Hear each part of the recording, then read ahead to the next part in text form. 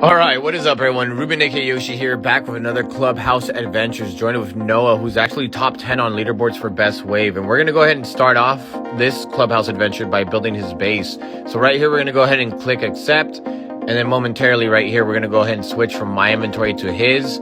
And for you guys that already know, I'm going to be using Obsidian blocks because that's my favorite block to use. It's the most sturdiest block, most strongest. And we're going to go ahead and build a base in the middle on top of the flag because you know it's probably better to build on top than around.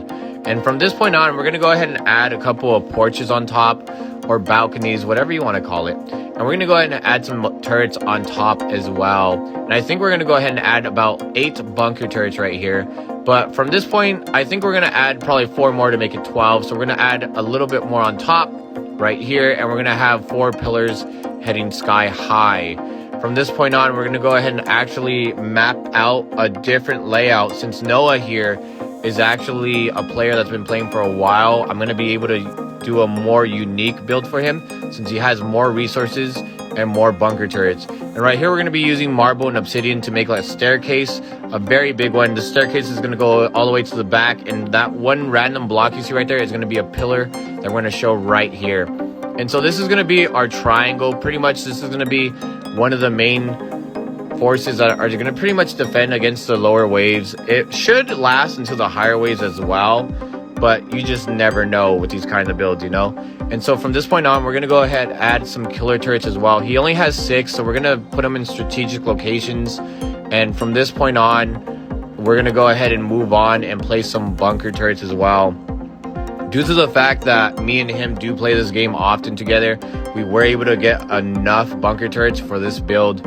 And pretty much this is how we're going to structure it. We're going to have bunker turrets going halfway for right now.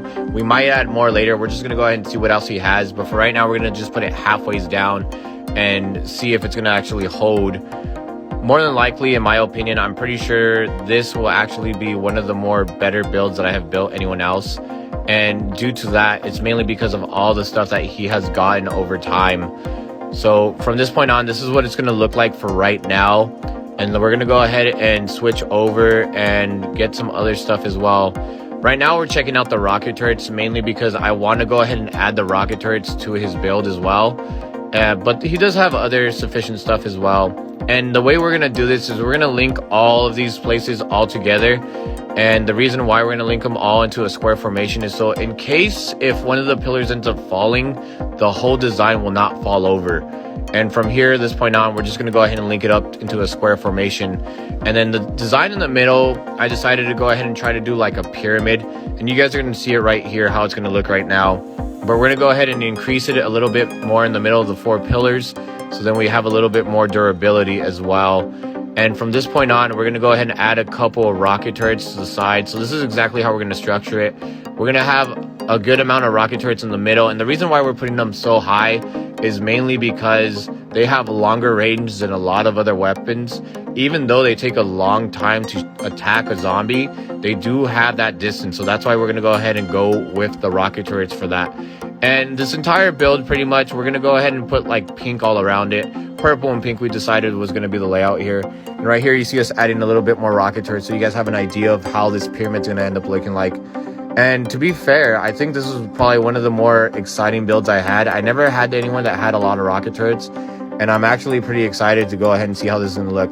And right here we're going to top off the pyramid on the top peak. And I think this is all the rocket turrets we're going to go ahead and add. I'm pretty confident that was it.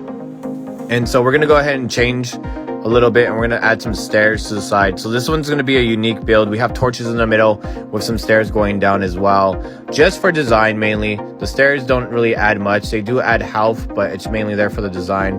And so we decided at the end we were going to put bunker turrets all the way to the bottom because why not, just to give it that nice little build. And this is what the finished product looks like. So definitely this was one of my more favorite builds and one of the more expensive builds, I should say. And I'm pretty confident this would definitely last until wave 500 to wave 1000. Definitely will be able to take out any boss in its path. Thank you guys so much for watching, and take care.